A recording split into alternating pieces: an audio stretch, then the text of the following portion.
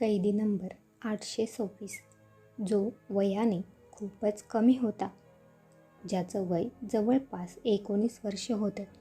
त्याच्या चेहऱ्यावर एक विचित्र प्रकारचे हावभाव दिसत होते. ना त्याला मी निरागस बोलू शकत होते आणि ना लबाड. जेव्हा कधी मी त्याला पाहिले तेव्हा मला असं वाटायचे की तो कोणत्या तरी खोल विचारात आहे. त्याचा चेहरा अगदी केविलवाणा असायचा. मला त्याच्याबद्दल खूप वाईट वाटायचं, कारण की त्याला फाशीची शिक्षा मिळाली होती. वयाच्या 18-19व्या वर्षी तो हे जग सोडून जात होता, जिथे त्याच्यासाठी हे जग अजूनही उघडले नव्हते. तो तर वयाने खूपच लहान वाटत होता. खूप मन करायचं की मी त्याला विचारावे की तुला कोणत्या गुन्ह्याची शिक्षा मिळाली आहे, की ज्यामुळे तू तुझं आयुष्य आनंदाने जगायचं सोडून मृत्यूच्या वाटेवर निघाला आहेस. परंतु त्याच्या चेहऱ्यावर इतके केविलवाणे भाव असायचे की मला त्याच्यासोबत बोलायला देखील भीती वाटायची. माझं नाव पूजा आहे आणि पेशाने मी इन्स्पेक्टर होते आणि पोलिसात काम करणाऱ्या लोकांप्रमाणे माझं देखील मन दगडाचं होतं. परंतु त्या कैद्याला पाहून माझं मन विरघळायचं, ज्याचं नाव राजेश होतं. माझं त्याच्यासोबत बोलायचं मन करायचं. मला त्याच्यासोबत खूप काही बोलायचं होतं. त्याला खूप काही विचारायचे होते. परंतु जेलच्या आतमध्ये असं वातावरण असायचं की तुम्ही एखाद्या कैद्यासोबत असं गप्पा गोष्टी करू शकाल. आज मला ऑर्डर मिळाली होती की कैदी नंबर 826ला 2 दिवसानंतर फाशीची शिक्षा द्यायची आहे. याचा अर्थ त्याच्या शिक्षेची वेळ आली होती. आज माझं मन खूपच उदास झालं. आज माझ्या मनामध्ये खूपच भीती निर्माण झाली होती. ती ऑर्डर हातात पडताच माझं हृदय खूप जोरजोराने धडधडत होते, कारण की आज त्याला फाशीची शिक्षा मिळणार होती. माझं मन अस्वस्थ होत होतं. मी विचार केला होता की मी त्या कैद्याला शेवटची इच्छा विचारेल. मरणाच्या आधी त्याची शेवटची इच्छा विचारली जाते. हा त्याचा अधिकार असतो की त्याला फाशी देण्यापूर्वी शेवटची इच्छा विचारली जाते. मग ती त्याच्या आवडीचं जेवण जेवायची असेल किंवा त्याला त्याच्या आवडीच्या व्यक्तीला भेटायचे असेल, त्यांची ती इच्छा नेहमीच पूर्ण केली जायची. कैदी नंबर 826ला फाशीची शिक्षा मिळाली होती, त्यामुळे त्याला देखील शेवटची इच्छा विचारली जाणार होती. त्या दिवशी त्याचे आईवडील त्याला भेटायला आले. त्याची आई त्याला मिठी मारून जोरात रडत होती. त्याची आई बोलत होती, बेटा, मला पूर्ण विश्वास आहे की देव तुला ही शिक्षा भोगावी लावू देणार नाही. शिक्षेपासून नक्कीच वाचवेल. माझं मन सांगते की माझा मुलगा निर्दोष आहे. मला त्या बाईवर दया येऊ लागली. ती बाई हे सगळं काय बोलत होती, कारण की त्याला फाशी तर 2 दिवसानंतर होणार होतीच, आणि एकदा का फाशीची शिक्षा सुनावली गेली की मग त्याला कोण अडवू शकत होतं.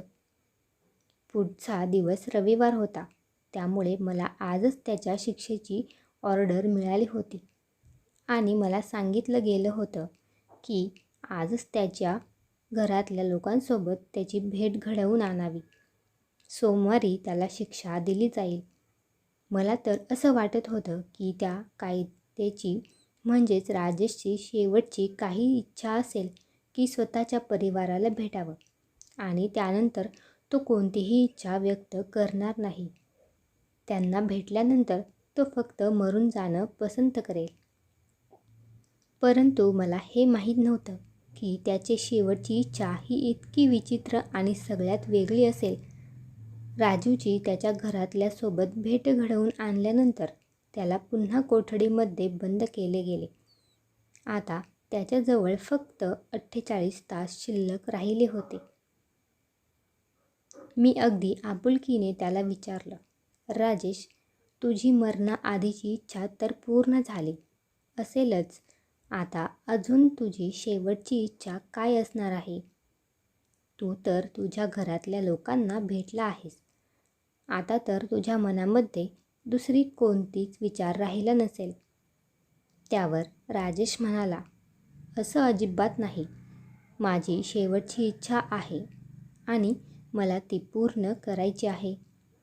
राजेशने लगेचच उत्तर दिलं. काय आहे तुझी इच्छा? तेव्हा राजेश बोलू लागला की तुम्ही मला वचन द्या की माझी ती इच्छा पूर्ण कराल. करणार, नक्कीच पूर्ण करणार. कारण की हा तुझा अधिकार आहे. मी त्याच्यावर दया दाखवून म्हणाले. त्यावर तो म्हणाला, ठीक आहे, मला एक मोठ्या अधिकारासमोर हजर करा.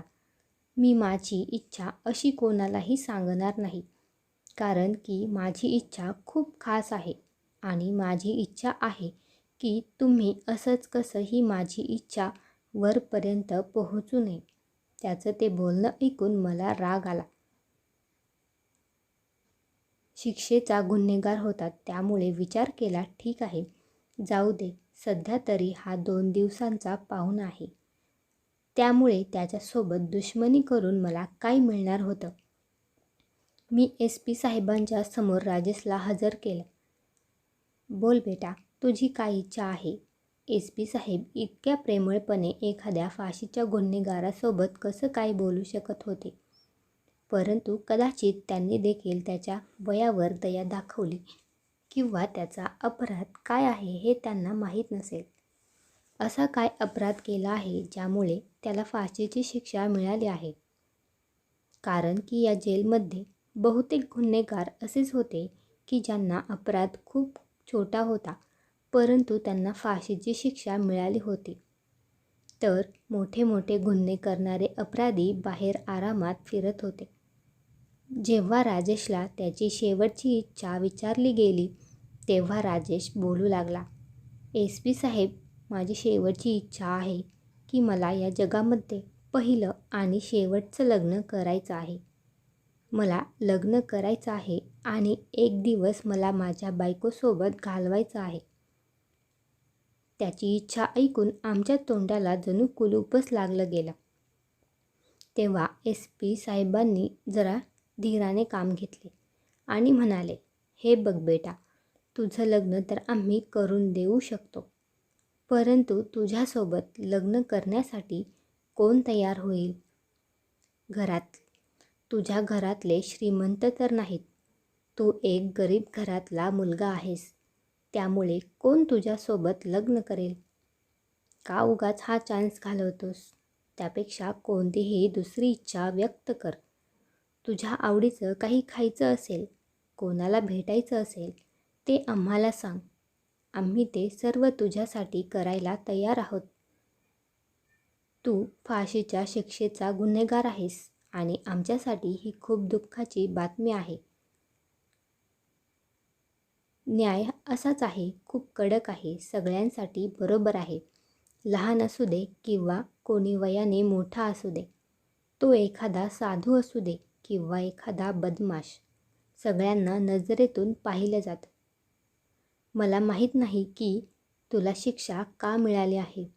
तुझी केस तर भरपूर दिवस कोर्टात चाललीसुद्धा नाही, परंतु तुला फाशीची शिक्षा मिळाली आहे. तुझ्या केसचा निकाल तर लगेचच लागला आणि तुला फाशीची शिक्षा मिळाली आहे आणि यामध्ये तुझा अधिकार आहे की तुझी शेवटची इच्छा आम्ही पूर्ण करावी. तुझी ही इच्छा मी पूर्ण करू शकतो, परंतु तुझ्यासोबत लग्न करायला कोणी तयार पाहिजे ना.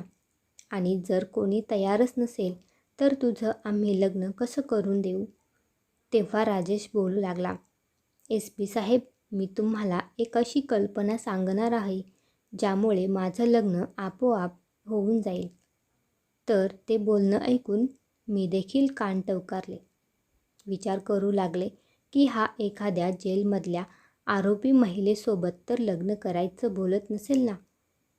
राजेश बोलू लागला की तुम्ही बाहेर जाहीर करा की राजूसोबत लग्न करायला कोण तयार आहे आणि जी बाई राजूसोबत लग्न करायला तयार असेल ती एक रात्र त्याच्यासोबतच राहील.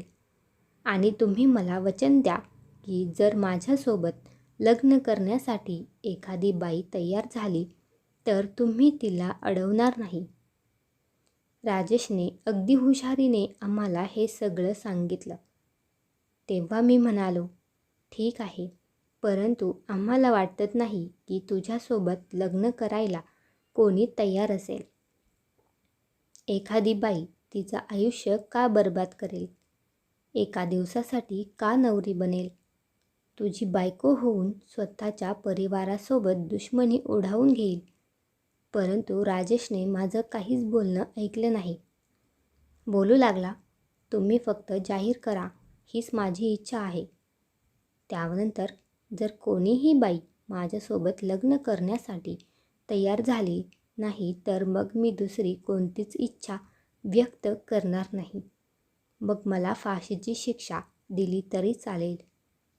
राजेशच्या सांगण्याने सरांनी बाहेर शहरात जाहीर केलं की राजेशला लग्न करायचं आहे आणि सोबतच हे देखील सांगितलं त्याला फाशीची शिक्षा होणार आहे आणि 2 दिवसानंतर त्याला फाशी मिळणार आहे आणि तो या जगातून निघून जाईल. जर तरी देखील एखाद्या बाईला त्याच्यासोबत लग्न करायचं असेल तर या पोलीस स्टेशनमध्ये या. मग तिथून तिला जेलमध्ये पोहोचवलं जाईल. हे सगळं मजाकच वाटत होतं. आम्ही तर त्याची इच्छा पूर्ण केली. परंतु अवघ्या 1.5 तासानंतर एका हवालदाराने सांगितलं, एक बाई आली आहे आणि तिचा नवरीच्या वेशात आहे आणि तिच्यासोबत एक वकील देखील आहे. त्याचं ते बोलणं ऐकून मला खूप मोठा धक्का बसला. मला वाटलं कदाचित हा असंच काहीतरी खोटं बोलत असेल. परंतु मी आणि SP साहेब जेव्हा बाहेर गेलो तेव्हा ते पाहून हैराण झालो की समोर एक तरुण मुलगी जिच्या जवळपास 17 ते 18 वर्ष असेल. ती नवरीच्या वेशात उभी होती आणि तिच्यासोबत वकील देखील होते. त्या वकिलाकडे बघून असं वाटत होतं की त्यांनी तिच्या आधी राजेशच्या लग्नासाठी यायला परवानगी दाखवली आहे. तिचं लग्न लावून देण्यासाठी होकार दिला आहे. त्या मुलीचा ड्रेसकडे, त्या साडीकडे आणि मेकअपकडे बघून असं वाटत होतं की तिने तर हे सगळं आधीच तयार करून ठेवलं होतं. आता राजेशवर संशय येऊ लागला की त्याने ही अशी इच्छा का व्यक्त केली. 1 दिवसासाठी त्याला त्याच्या बायकोला भेटून काय मिळणार होतं? ही बाई कोण आहे? मी वकिलाला विचारलं. तेव्हा वकील बोलू लागले की मला माहीत नाही, पण माझ्याजवळ आली तेव्हा ती नवरीच्या वेशात होती. म्हणाली की मला जेलमध्ये घेऊन चला. मला राजेशसोबत लग्न करायचे आहे. मला माहीत नाही की तिच्या मनामध्ये नेमकं काय आहे. मी तिला समजवलं की असं करू नकोस, परंतु ती ऐकायलाच तयार नाही. बोलू लागली की मला राजेशसोबत लग्न करायचं आहे. मी तिला सांगितलं आहे की त्याला फाशीची शिक्षा मिळाली आहे. 2 दिवसानंतर त्याचा मृत्यू अटळ आहे. परंतु ती बोलते की काही हरकत नाही, मी भलेही 1 दिवस राजूसोबत राहील, परंतु माझी देखील इच्छा पूर्ण होईल, कारण माझं राजेशवर खरंच खूप प्रेम आहे. आम्हाला माहीत नव्हतं की राजेशवर एखाद्या मुलीचं इतकं प्रेम आहे की जी ज्याच्यासाठी सर्व काही सोडायला तयार आहे. ते सगळं खूपच विचित्र होतं. परंतु आमचं काम तर त्याची इच्छा पूर्ण करणं होतं. आम्ही कोणत्याच गोष्टीवर काहीच अपेक्षा घेतल्या नाही. मग राजेशला त्याच्या कोठडीतून बाहेर घेऊन आले आणि एका खुर्चीवर बसवलं आणि मग वकिलांनी लग्नाचे पेपर समोर केले. दोघांनीही पेपरवर सही केली आणि एकमेकांना हार घातले. सर्वांच्या समक्ष पेपरवर सही केली आणि एकमेकांना हार घातले. राजेश बोलू लागला की आता माझ्या हक्काप्रमाणे आणि तुमच्या वचनाप्रमाणे माझ्या बायकोला माझ्यासोबत पाठवा. मी तिच्यासोबत गप्पा गोष्टी करेल. पूर्ण दिवस आम्ही आमच्या जुन्या आठवणींना उजाळा देऊ आणि मग त्यानंतर ही निघून जाईल आणि मग त्यानंतर तुम्ही मला फाशीवर चढवा. मला काहीच दुःख होणार नाही. मला माझं प्रेम मिळेल. राजेशचं बोलणं ऐकून माझ्या डोळ्यात देखील पाणी आलं. खरं प्रेम खरंच हे असं असतं. मी मनातल्या मनात हाच विचार केला. परंतु मला हे माहीत नव्हतं की यामागे किती मोठी कहाणी असेल, ज्यामुळे आमची शुद्ध हरपली. SP साहेबांनी हसत माझ्याकडे इशारा केला की तू या मुलीला राजेशच्या कोठडीमध्ये कैद कर. तिथे तर ही खुर्ची देखील नाही आहे, अंथरूण देखील नाही. ही मुलगी स्वतःच वैतागून तिथून बाहेर निघेल. मी देखील हाच विचार केला होता. मी त्या मुलीला राजेशच्या कोठडीमध्ये घेऊन गेले. तिथे तर मुश्किलपणे 2 लोकांना उभे राहण्यासाठी जागा नव्हती. मी त्या दोघांनाही त्या कोठडीमध्ये बंद केले आणि मग स्वतः बाहेर आले. मला वाटलं की थोड्या वेळानंतर ती मुलगी वैतागेल, परंतु मला हळूहळू आवाज येऊ लागला. काहीतरी तोडण्याचा आवाज येऊ लागला. असं वाटत होतं की कोणीतरी काहीतरी तोडण्याचा प्रयत्न करत आहे. असं वाटलं ते त्या कोठडीचा दरवाजा तोडण्याचा प्रयत्न करत आहेत. परंतु मी निर्धास्त होते, कारण की मला माहीत होतं कोठडीचा दरवाजा तोडणे किंवा उघडणं इतकी सोपी गोष्ट नाही. प्रयत्न होता की राजश्री त्याच्या मनातलं त्याच्या प्रेयसीसोबत बोलावं. सध्या तरी मला त्या दोघांमध्ये काहीच रस नव्हता. ते जे काही बोलत होते ते मी ऐकले नाही, त्याच्यावर लक्ष दिलं नाही. मला निर्धास्त करणारी एकच गोष्ट होती की त्या कोठडीच्या दरवाजावर एक खूप मोठं कुलूप लावलं गेलं होतं आणि ते कुलूप कोणीही तोडू शकत नव्हतं. खूप वेळ निघून गेला. मला झोप येऊ लागली. तेव्हा मला त्या कोठडीतून ओरडण्याचा आवाज आला. मी लगेचच तिथे गेले. तेव्हा ती मुलगी राजेशसोबत लग्न करून इथे आली होती आणि त्या कोठडीमध्ये बसली होती. ती बोलू लागली की मला इथून बाहेर काढा. आता मी राजेशसोबत 1 मिनिट देखील राहू शकत नाही. मला वाटलं कदाचित राजेश तिच्यासोबत काहीतरी चुकीचा वागला असेल. ती मुलगी बोलू लागली की माझ्या घरातले माझी वाट पाहत असतील, त्यामुळे मला आता घरी जायचं आहे. मी लगेचच त्या कोठडीचा दरवाजा उघडला, त्या मुलीला बाहेर काढलं आणि पुन्हा एकदा कोठडीचा दरवाजाला कुलूप लावून राजेशला बंद केले आणि पुन्हा माझ्या केबिनमध्ये आले. मला या गोष्टीची अजिबात कल्पना नव्हती की जेव्हा सकाळ होईल तेव्हा एक मोठं वादळ येणार आहे. सकाळी मला SP साहेबांनी विचारलं की तो कैदी नंबर 826 कुठे आहे? कुठे असणार? तो त्याच्या कोठडीमध्ये बंद असेल. तुम्ही असं का विचारताय? तेव्हा SP साहेब बोलू लागले की मला तर कुठे दिसत नाही. मी एका कॉन्स्टेबलला पाठवलं होतं. सांगितलं की येताना राजेशला घेऊन ये, परंतु त्याला तो कुठेही सापडला नाही. तुझ्याकडून काही चूक झाली नाही ना? मी SP साहेबांना सांगितलं होतं की मी जाऊन बघते, पण माझं हृदय जोरजोरात धडधडत होतं. जर तो कैदी कुठे हरवला किंवा जर त्याने मला फसवलं असेल तर मग मी काय करणार होते? मी धावत धावत कैदी नंबर 826च्या कोठडीत गेले. तिथे तर नेहमीप्रमाणे खूपच अंधार पसरलेला होता. नेहमीप्रमाणे मी राजेशला आवाज दिला, परंतु काहीच उत्तर आलं नाही. मी टॉर्च लावून पाहिलं तेव्हा एक माणूस होता. तो जमिनीवर पडलेला होता. असं वाटत होतं की त्याचा मृत्यू झाला आहे. मी लगेचच ती कोठडी उघडली, पण मी जेव्हा त्याला हात लावला तेव्हा माझा तर जीवच गेला. इतक्यात SP साहेब देखील तिथे आले. त्यांनी देखील त्या माणसाकडे पाहिलं तेव्हा त्यांना देखील खूप मोठा धक्का बसला. SP साहेब मला ओरडू लागले तुला अजिबात अक्कल नाही का? इथे काम करून तुला एवढी वर्ष झाली आहेत. तुला एवढा अनुभव आहे, परंतु अजूनही लोक कशी असतात हे तुला ओळखता येत नाही का? SP साहेब मला ओरडत होते. याबद्दल तुला काहीच कसं माहीत नाही. लाज वाटली पाहिजे तुला. माहीत नाही तुझं लक्ष कुठे असतं. जर त्याचा मृत्यू झाला असेल तर त्यासाठी फक्त तू जबाबदार असशील. SP साहेब मला ओरडत होते आणि माझं मन करत होतं की समोर पडलेल्या त्या माणसाला जमिनीवर जोरात आपटावं.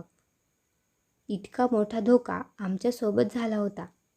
त्याला कोणत्याही किमतीत आम्ही विसरू शकत नव्हतो. मी विचार केला होता की ती मुलगी जी राजेशसोबत लग्न करण्यासाठी आली होती, ती प्रेमामध्ये वेडी झाली होती. तिला राजेशने इथे आम्हाला फसवण्यासाठी पाठवले आहे. तो तर नवरीचा वेश करून त्या जेलमधून पळून गेला होता आणि आमच्यासमोर त्या मुलीला ठेवून गेला होता.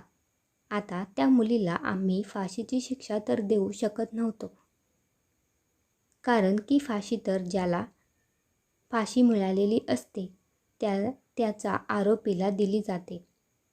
आता या मुलीला आम्ही काय बोलू शकत होतो? जी मुलगी आमच्यासमोर पुरुषांचे कपडे घालून उभी होती. तुम्ही लोकांनी राजेशसोबत चांगलं केलं नाहीत. त्याला फाशीची शिक्षा देणे हे खूप चुकीचं होतं आणि हे सगळं आता वेळेनुसार सिद्ध होईलच. माझ्या नजरेला नजर मिळून ती हे सर्व बोलत होती. तेव्हा मला तिच्यावर खूप राग येऊ लागला, परंतु मी काहीही करू शकत नव्हते. SP साहेबांनी ऑर्डर दिली की आता लवकरात लवकर राजेशला शोधलं जावं, नाहीतर 2 दिवसानंतर आपण काय उत्तर देणार होतो? आपल्याला त्याला फाशीची शिक्षा द्यायची होती, फासावर लटकवायचं होतं आणि तो आता आपल्याला फसवून पळून गेला आहे. चकवा देऊन पळून गेला आहे. ही खूपच लाजिरवाणी गोष्ट आहे. मला तुझी ड्युटी पुरुषांच्या जेलमध्ये लावायला नको पाहिजे होती. शेवटी स्त्री स्त्री असते, ती पुरुषांना समजू शकत नाही. SP साहेब मला खूप काही सुनावत होते. माझं हृदय, माझं मन खूप घाबरलेलं होतं.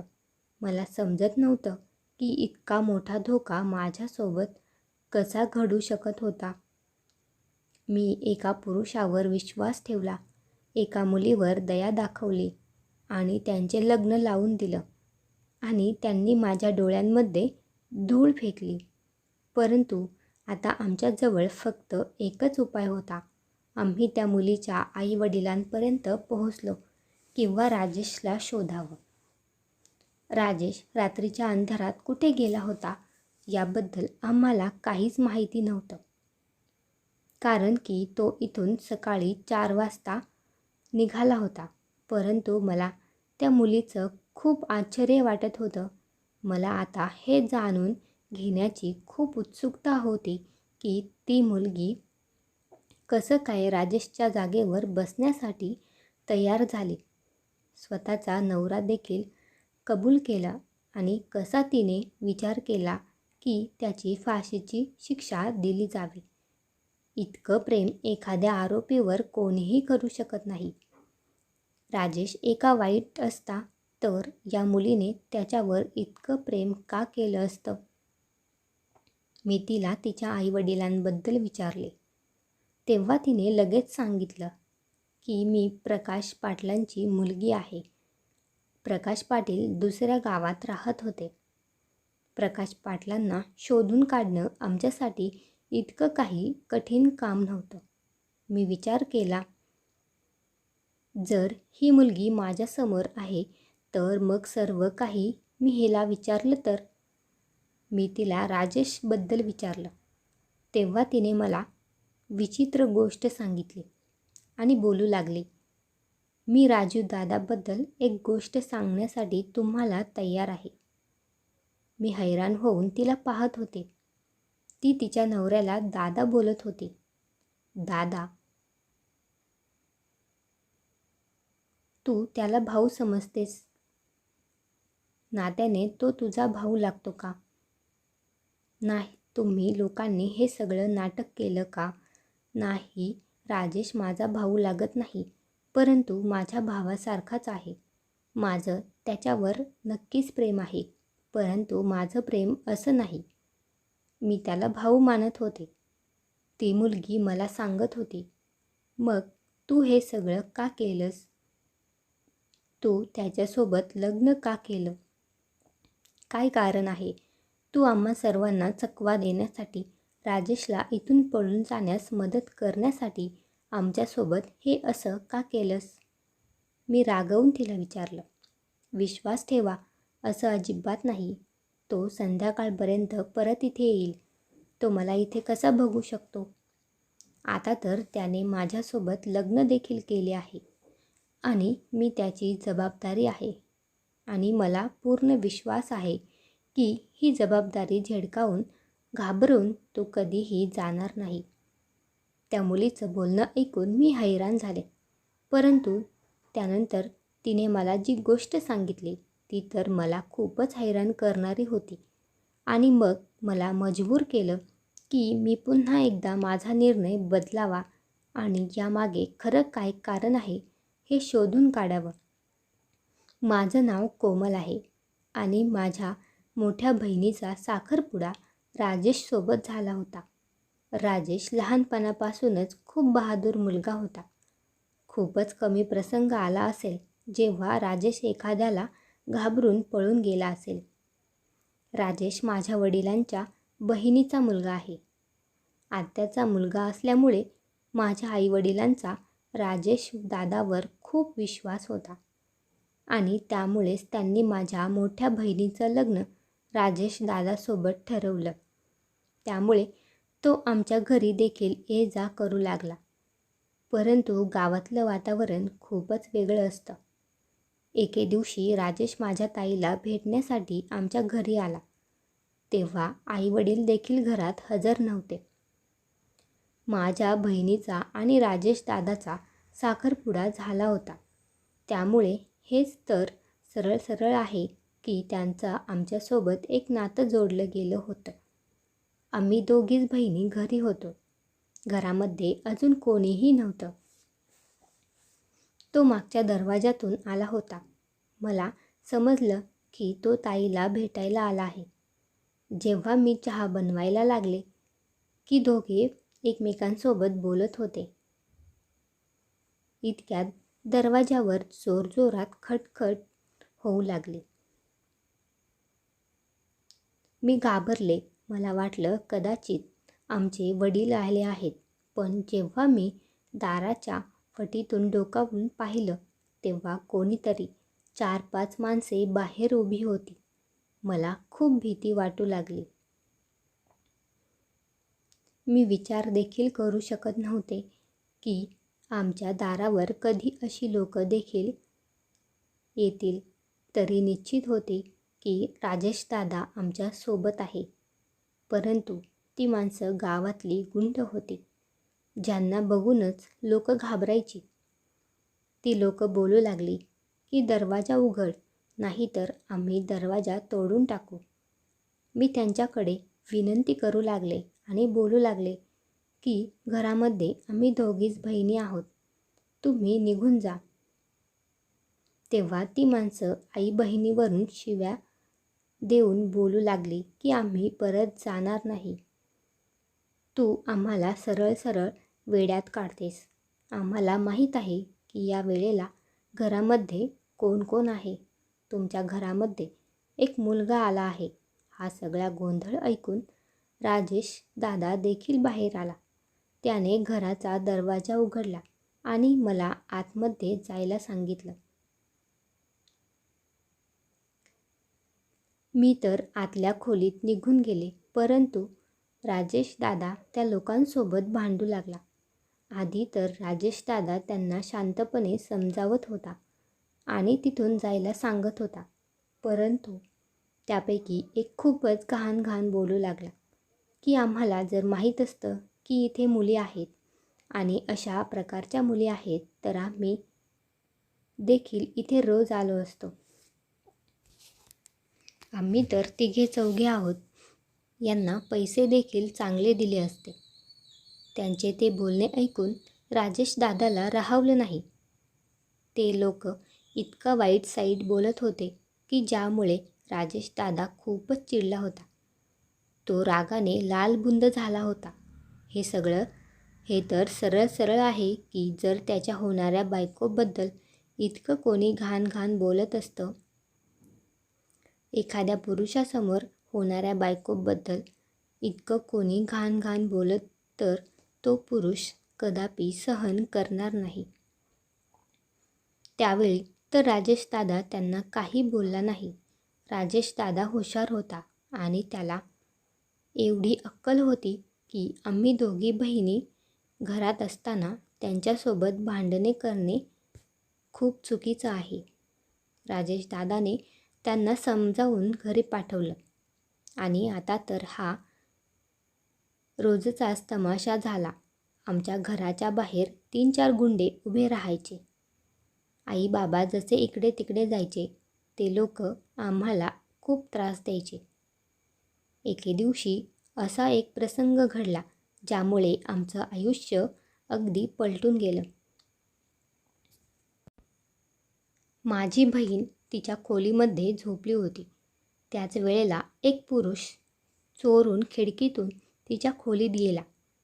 त्याच वेळेला राजू दादा देखील घरात आला. त्याने त्या पुरुषाला आमच्या घरात येताना पाहिलं होतं. त्यावेळी मात्र त्याला ते सहन झालं नाही आणि मग ते वाईट का मोठे भांडण झालं की ज्यामध्ये ना फक्त माझ्या बहिणीचा खून झाला, त्याच्या हातून देखील असा एक गुन्हा घडला ज्यामुळे त्याला फाशीची शिक्षा मिळाली. आम्ही जर श्रीमंत असतो, आमच्याकडे देखील राजकीय ताकद असती तर नक्कीच असं झालं नसतं. कोणाच्याही घरावर हल्ला करून, त्याच्या घरातल्या मुलींच्या इज्जतीवर हल्ला करून त्या गुंडांवर तर कोणीही फुलं उधळणार नव्हतं ना.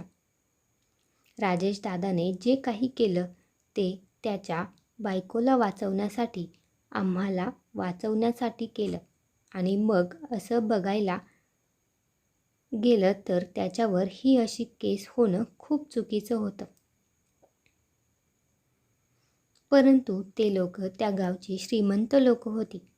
त्यामुळे त्यांनी राजेश दादावर अशी केस लावली. पहिले तर 6 महिने तो इकडे तिकडे फरार होता, परंतु शेवटी त्याला पकडून जेलमध्ये टाकलं गेलं. आता जरी तो इथून बाहेर निघाला तरी देखील ते लोक त्याला जिवंत ठेवणार नाहीत. खरं तर दोष आमचा नाही, तर दोष त्या लोकांचा आहे ज्यांनी आमच्या घरावर कारण नसताना नजर ठेवली आणि आम्हाला आम्ही न केलेल्या गुन्ह्याची शिक्षा दिली. माझ्या वडिलांनी राजेश दादांच्या वडिलांना ही कल्पना सांगितली. माझ्या आईने वचन देऊन सांगितलं की मी माझी दुसरी मुलगी देखील तुझ्यावर ओवाळून टाकेल, परंतु शिक्षा होऊ देणार नाही. आमच्या कुटुंबाला जितकी त्याची गरज आहे तितकी कोणालाच नाही. जर मी मरून गेले तरी काहीच फरक पडणार नाही.